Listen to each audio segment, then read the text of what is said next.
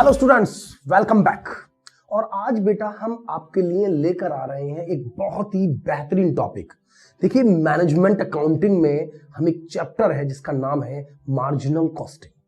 अब ये एक मार्जिनल कॉस्टिंग टेक्निक है और एक होती है मार्जिनल कॉस्ट।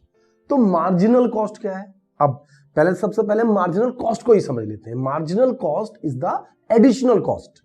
हमने इकोनॉमिक्स में पढ़ा है, marginal cost is the additional cost to producing one more unit.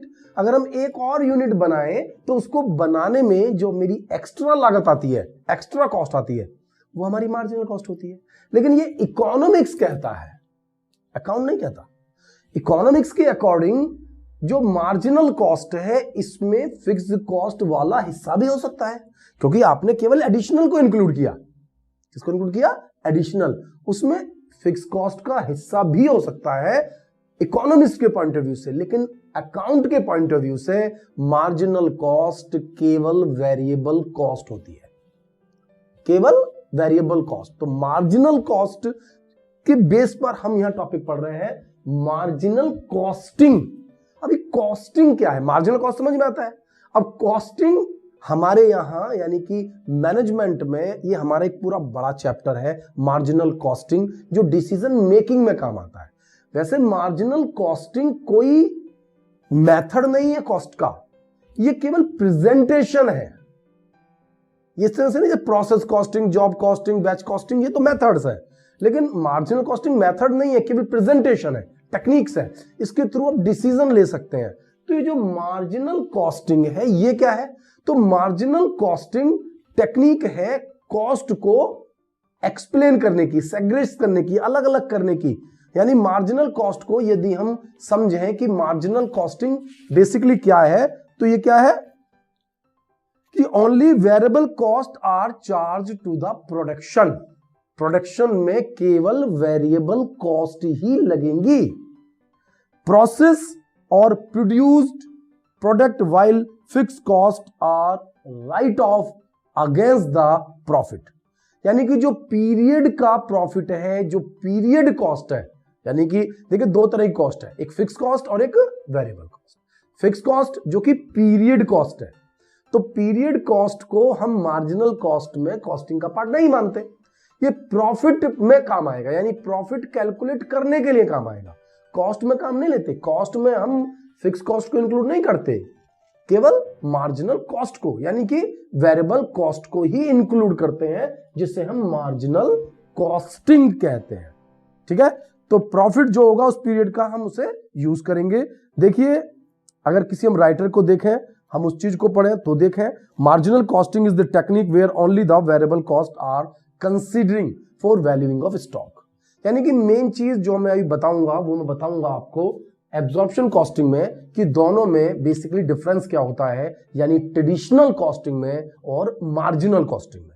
तो मार्जिनल कॉस्टिंग के कंसेप्ट को यदि हम समझें, अगर किसी राइटर की डेफिनेशन के अकॉर्डिंग हम समझें, तो यही सीधा सीधा है। मैं एक डेफिनेशन पढ़ देता हूं। Marginal costing is a costing method, cost का एक मेथड है which charge the product with only those cost which are directly with the volume. जो सेल्स के साथ है, डायरेक्टली विद द वॉल्यूम, जो सेल्स के साथ डायरेक्टली इंक्रीज या डिक्रीज होती हैं, केवल उन्हें जब उनके बेस पर हम कॉस्ट को कैलकुलेट कर रहे हैं तो वो हमारी मार्जिनल कॉस्टिंग है। ठीक है बेटा, तो हमने मीनिंग डेफिनेशन इसका समझा। अब हम समझते हैं इसके कैरेक्टरिस्टिक्स। आखिरकार मैनेजमेंट अकाउंटिंग के अपने क्या क्या कैरेक्टरिस्टिक्स है। तो कैरेक्टरिस्टिक्स को हमने मेंशन किया है। इसमें सबसे पहला है technique of analysis and presentation of data. यानी कि जो मार्जिनल कॉस्टिंग है वो टेक्निक है, वो कॉस्ट को एनालिसिस करने की टेक्निक है, प्रेजेंट करने की टेक्निक है, जिससे कि मैनेजमेंट डिसीजन ले सके। यानी मैनेजमेंट के सामने कॉस्ट को एनालिसिस करके एक प्रेजेंट करना है। मार्जिनल कॉस्टिंग में केवल प्रेजेंट करना है, डिसीजन तो मैनेजमेंट लेगा। तो यहां पर प्रेजेंट करना है। मार्जिनल कॉस्टिंग अपने आप में कोई मेथड नहीं है। जैसे मैंने अभी आपको बताया कि भाई हम इसको माने कि प्रोसेस कॉस्टिंग है, बैच कॉस्टिंग है, ठीक है ना, जॉब कॉस्टिंग है, कॉन्ट्रैक्ट कॉस्टिंग है। तो इस तरह से कॉस्टिंग का मेथड नहीं है, ये टेक्निक है। जिसमें हम कॉस्ट को प्रेजेंट करने का कि भाई कितनी कॉस्ट किसी प्रोडक्ट पर किस तरीके से आएगी, सो दैट कि हम डिफरेंट टाइप्स के डिसीजन ले सकें।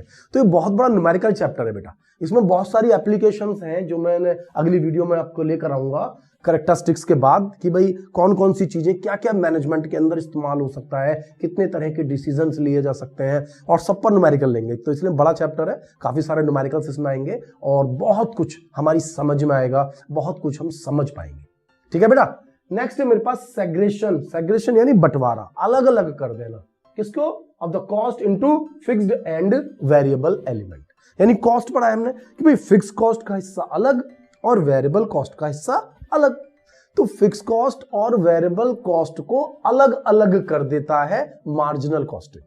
फिक्स कॉस्ट को पीरियडिक कॉस्ट मानता है और उसको कॉस्ट से अलग रखता है, और जो एनालिसिस करता है वो मार्जिनल कॉस्ट यानी कि वेरिएबल कॉस्ट के आधार पर करता है। तो दोनों को अलग अलग कर दिया। ठीक है बेटा। एक है हमारे पास marginal cost as the product cost, यानी कि जो इसकी करैक्टरिस्टिक्स है, जो मैं लगातार बता रहा हूं, हम करैक्टरिस्टिक्स का मतलब ये नहीं कि हम कोई हेडिंग्स ले रहे हैं तो उसमें हमारी समझ में आ रहा है, हमारी समझ में आ रहा है। मार्जिनल कॉस्ट क्या है भाई? Variable cost. तो यहां पर हम क्या ले रहे हैं? प्रोडक्ट की कॉस्ट में केवल मार्जिनल कॉस्ट है, क्योंकि मैंने फिक्स को पीरियडिक कॉस्ट माना है जो उस पीरियड के प्रॉफिट में चार्ज होगी, जबकि अगर हम कॉस्ट की बात करें तो हम इसमें केवल मार्जिनल कॉस्ट लेते हैं, यानी कि प्रोडक्ट की कॉस्ट का पार्ट यहां पर केवल वेरिएबल कॉस्ट है और सारे डिसीजन वेरिएबल कॉस्ट के बेस पर लिए जाएंगे। एक है मेरे पास fix cost as a period cost. ये अभी मैंने बताया कि फिक्स कॉस्ट प्रोडक्ट का पार्ट नहीं है, वो तो फिक्स्ड है, वो तो पूरे के पूरे पीरियड पर, यानी कि उस पूरे पीरियड में जितना प्रोडक्शन हो रहा है उस पर चार्ज होगी। यानी प्रोडक्शन में जब हम अपने डिसीजन मार्जिनल में लेंगे तो फिक्स कॉस्ट को हम इग्नोर करेंगे, हम सारे डिसीजन वेरिएबल कॉस्ट पर लेंगे, क्योंकि फिक्स कॉस्ट एक पीरियड की कॉस्ट है, एक टाइम की कॉस्ट है। वैल्यूएशन ऑफ इन्वेंट्री, खास चीज जो सबसे इंपॉर्टेंट पोर्शन है इसमें, वो वैल्यूएशन ऑफ इन्वेंट्री का है बेटा। वैल्यूएशन ऑफ इन्वेंट्री मतलब कि भाई जब आप ओपनिंग और क्लोजिंग स्टॉक वैल्यूड करते हैं तो मार्जिनल कॉस्टिंग में जब हम ओपनिंग और क्लोजिंग स्टॉक को काउंट करते हैं, उनकी वैल्यू को निकालते हैं, तो केवल वेरिएबल कॉस्ट पर, उसमें फिक्स कॉस्ट का कोई भी पोर्शन इंक्लूड नहीं करते, कोई पार्ट नहीं है उसके अंदर फिक्स कॉस्ट का, केवल वेरिएबल कॉस्ट। यानी कि सबसे मेन इंपॉर्टेंट पोर्शन इसके अंदर ये वाला होता है, इस पर आपको फोकस करना, क्योंकि अगली वीडियो में मैं आपको इस पर बेस्ड एक न्यूमेरिकल कराने वाला हूं कि किस तरीके से केवल और केवल इसी पर, यानी कि इन्वेंट्री के बेस पर हम डिफरेंस कर पाते हैं हमारी ट्रेडिशनल कॉस्टिंग, यानी कि जो है हमारे पास एब्जॉर्प्शन कॉस्टिंग और मार्जिनल कॉस्टिंग के बीच डिफरेंस का, यानी दोनों के बीच कॉस्ट का मेन अंतर, जो असली अंतर है, वो केवल इस इन्वेंट्री के कारण आ रहा है। डिटर्मिनेशन ऑफ नेट प्रॉफिट, यानी कि जो वेरिएबल कॉस्ट है वो पूरे कॉस्ट के कंसीडर है, और जो फिक्स कॉस्ट है वो केवल लास्ट के प्रॉफिट को डिटरमाइन करने के लिए यूज हो रही है। यानी कि यहां पर जो हम प्रॉफिट कैलकुलेट कर रहे हैं उसमें मेन हम फिक्स कॉस्ट को कॉस्ट का पार्ट मान रहे हैं। देखिए हमारे पास after deducting fix cost the from the contribution the net profit is ascertain. हम इसमें जो नॉर्मल लेते हैं डिटर्मिनेशन, डिटरमाइन करते हैं, वो हम ऐसे करते हैं कि भाई सेल्स है, इसमें से लेस कर दीजिए बीसी, यानी निकल कर आ गया कंट्रीब्यूशन। वैसे आपको इतनी टेंशन लेने की जरूरत नहीं है, हम जो लगातार न्यूमेरिकल्स कराएंगे तो सारा कंसेप्ट यही चलेगा। इसमें से माइनस करूंगा फिक्स कॉस्ट तो प्रॉफिट आएगा, यानी कि सेल्स में से जो मैं मार्जिनल कॉस्ट यानी वेरिएबल कॉस्ट घटा रहा हूं, आप इसको मार्जिनल कॉस्ट कहेंगे। भाई मार्जिनल कॉस्ट या वेरिएबल कॉस्ट घटा रहा हूं तो उससे कंट्रीब्यूशन आ रहा है, और नेट प्रॉफिट निकालने के लिए आपको फिक्स कॉस्ट माइनस करनी पड़ेगी।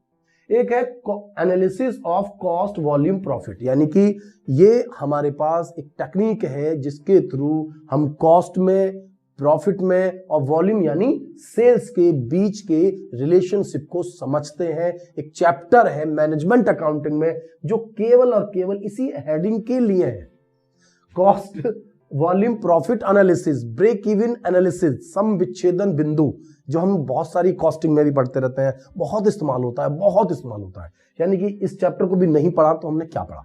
कॉमर्स के स्टूडेंट होकर हमने मैनेजमेंट अकाउंटिंग को नहीं पढ़ा तो सब्जेक्ट में कुछ खास पढ़ नहीं पाए। कुछ ही सब्जेक्ट होते हैं जो कॉमर्स वालों के लिए एक स्पेशल सब्जेक्ट है, कॉस्ट अकाउंटिंग, मैनेजमेंट अकाउंटिंग। इनको इग्नोर करने का मतलब है अपनी प्रैक्टिकल जिंदगी में कुछ खो दिया, तो वो आपको पढ़ना है, ठीक है बेटा। तो इसमें हम पढ़ रहे थे मार्जिनल कॉस्टिंग, अब हम पढ़ लेते हैं एब्जॉर्प्शन कॉस्टिंग। वैसे तो मैंने हिंट काफी हद तक दे दिया कि एब्जॉर्प्शन कॉस्टिंग है क्या। एब्जॉर्प्शन कॉस्टिंग है ट्रेडिशनल कॉस्टिंग, जो पुराना मेथड है जिसमें फिक्स कॉस्ट और वेरिएबल कॉस्ट, ध्यान दे रहे हैं बेटा, फिक्स कॉस्ट और वेरिएबल कॉस्ट बोथ दोनों ही कॉस्ट का पार्ट है और दोनों को जोड़कर ही हम टोटल कॉस्ट कैलकुलेट करते हैं, जैसा कॉस्ट शीट में करते थे कि भाई सारी कॉस्ट को इंक्लूड करने के बाद सेल्स में से कॉस्ट को माइनस करा, प्रॉफिट आ गया।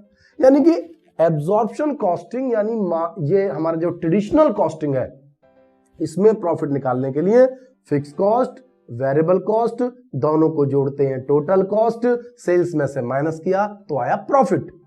तो यहां पर ये पुराना मेथड और ये नया एडवांस टेक्निक है, क्योंकि आज प्रेजेंट कंपटीशन के पॉइंट में हमें केवल आज मार्जिनल कॉस्टिंग बहुत बड़ा रोल प्ले करता है। फिर भी हम कुछ डिफरेंसेस को समझे कि मार्जिनल कॉस्टिंग और एब्जॉर्प्शन कॉस्टिंग में डिफरेंस क्या है। हमें काफी हद तक हेल्प मिल गई, बस मैंने पॉइंट्स को समझाने के लिए लिखे हेडिंग्स ये कि treatment of fixed and variable cost. Marginal costing जो हम पढ़ रहे थे उसमें केवल कॉस्ट के लिए हम मार्जिनल कॉस्ट यानी वेरिएबल कॉस्ट को ले रहे हैं, जबकि एब्जॉर्प्शन कॉस्टिंग में हम फिक्स कॉस्ट और वेरिएबल कॉस्ट दोनों को ही कॉस्ट का पार्ट मान रहे हैं, यानी fix cost plus variable cost equal to total cost, sales में से माइनस किया तो प्रॉफिट। रिकवरी ऑफ ओवरहेड, यहां ध्यान दीजिए, क्योंकि मार्जिनल कॉस्टिंग में हम फिक्स कॉस्ट को लेते ही नहीं है, फिक्स ओवरहेड हम इंक्लूड ही नहीं करते, तो उसमें ओवरहेड्स का ओवर एब्जॉर्प्शन या अंडर एब्जॉर्प्शन का सवाल ही नहीं उठता। जबकि मार्जिनल में है, मतलब एब्जॉर्प्शन में तो है, क्योंकि वहां तो फिक्स कॉस्ट का पार्ट हम इंक्लूड कर रहे हैं, फिक्स कॉस्ट हमारा एक कॉस्ट का मेन पार्ट है। तो एक डिफरेंस हम यहां ले सकते हैं, basis of decision. Marginal costing में डिसीजन वेरिएबल कॉस्ट यानी मार्जिनल कॉस्ट के बेस पर लिया जाता है, जबकि एब्जॉर्प्शन कॉस्टिंग में जो हम पढ़ रहे हैं ट्रेडिशनल कॉस्टिंग में, यहां टोटल कॉस्ट के आधार पर लिया जाता है, यानी फिक्स कॉस्ट भी कॉस्ट का पार्ट है, हिस्सा है, उसी को जोड़कर टोटल कॉस्ट कैलकुलेट की जाती है और उसी के बेस पर डिसीजन लिए जाते हैं। और अब है नेक्स्ट वैल्यूएशन ऑफ इन्वेंट्री। अगर आप ध्यान देंगे तो मैंने यहां अभी आपको वैल्यूएशन ऑफ इन्वेंट्री ही बताया था कि जो सबसे मेन डिफरेंस है इन सब के बीच में वो है इन्वेंट्री का।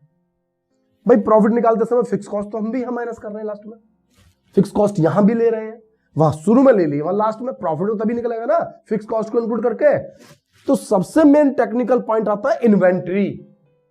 जब हम एब्जॉर्प्शन कॉस्टिंग का यूज करते हैं तो हमारे ओपनिंग और क्लोजिंग स्टॉक के अंदर फिक्स कॉस्ट इंक्लूड रहती है, यानी कि एब्जॉर्प्शन कॉस्टिंग के समय ओपनिंग स्टॉक और क्लोजिंग स्टॉक दोनों के अंदर फिक्स कॉस्ट और वेरिएबल कॉस्ट दोनों का पार्ट जुड़ा हुआ है। जबकि मार्जिनल कॉस्टिंग में जब हम क्लोजिंग स्टॉक कैलकुलेट करते हैं, क्या कैलकुलेट करते हैं? क्लोजिंग स्टॉक, तो केवल और केवल वेरिएबल कॉस्ट ही इंक्लूड होती है। यानी कि मार्जिनल कॉस्टिंग में ओपनिंग और क्लोजिंग स्टॉक की वैल्यू कम होती है, जबकि एब्जॉर्प्शन के अंदर ओपनिंग और क्लोजिंग स्टॉक की वैल्यू ज्यादा होती है, क्योंकि उसमें वीसी के साथ साथ यानी परिवर्तनशील लागतों के साथ साथ स्थिर लागतें भी जुड़ी हुई होती हैं। तो ये आपको ध्यान देना है। अब इसी बेस पर देख लीजिए, अब यदि ओपनिंग स्टॉक ज्यादा होगा, ओपनिंग स्टॉक ज्यादा होगा तो एब्जॉर्प्शन कॉस्टिंग के अकॉर्डिंग कॉस्ट लागतें ज्यादा आएंगी। अब कॉस्ट ज्यादा आएंगी तो प्रॉफिट एब्जॉर्प्शन का कम हो जाएगा, जबकि कंपेयर करने पर मार्जिनल का प्रॉफिट ज्यादा होगा। इसी का जस्ट अपोजिट क्लोजिंग स्टॉक का होगा। अब एक है नेट ऑपरेटिंग प्रॉफिट। तो इसमें जो ये नेट ऑपरेटिंग प्रॉफिट हम कैलकुलेट कर रहे हैं, यहां पर टोटल कॉस्ट और सेल्स में से माइनस की टोटल कॉस्ट, तो नेट ऑपरेटिंग प्रॉफिट, जबकि इसमें sales minus marginal cost, contribution, इसमें से फिक्स कॉस्ट घटाया तो प्रॉफिट निकाला, समय प्रॉफिट होता है। ऐसा कुछ नहीं है कि मेथड आप कोई भी पढ़िए, डिफरेंट डिफरेंट मेथड है, उनका यूज है, कैरेक्टरिस्टिक्स हैं, तो ऐसा नहीं, इसके अपने अपने बेनिफिट्स हैं, इनके अपने बेनिफिट्स हैं। लेकिन आज के प्रेजेंट सिनेरियो में जो हमारे पास एब्जॉर्प्शन कॉस्टिंग है, ये मैनेजरियल डिसीजन लेने में ज्यादा कामयाब नहीं है, क्योंकि जो सही डिसीजंस हैं, जो हम आज कंपिटिटिव माहौल में लेने होते हैं, उसके लिए एब्जॉर्प्शन कॉस्ट, ये जो मार्जिनल कॉस्टिंग है, ये सबसे मेन पार्ट है। तो अब हम अगली वीडियो में मार्जिनल कॉस्टिंग और एब्जॉर्प्शन कॉस्टिंग पर रिलेटेड एक न्यूमेरिकल लेकर आएंगे, जिसमें हम दोनों को एक न्यूमेरिकल को सॉल्व करेंगे, इस मेथड से भी, इस मेथड से भी, वहां उसके ओपनिंग क्लोजिंग स्टॉक सबका कैलकुलेशन भी हो जाएगा और हमें टॉपिक बहुत अच्छी तरह से समझ में आ जाएगा। ठीक है बेटा, मिलता हूं आपसे अगली वीडियो में। Thank you.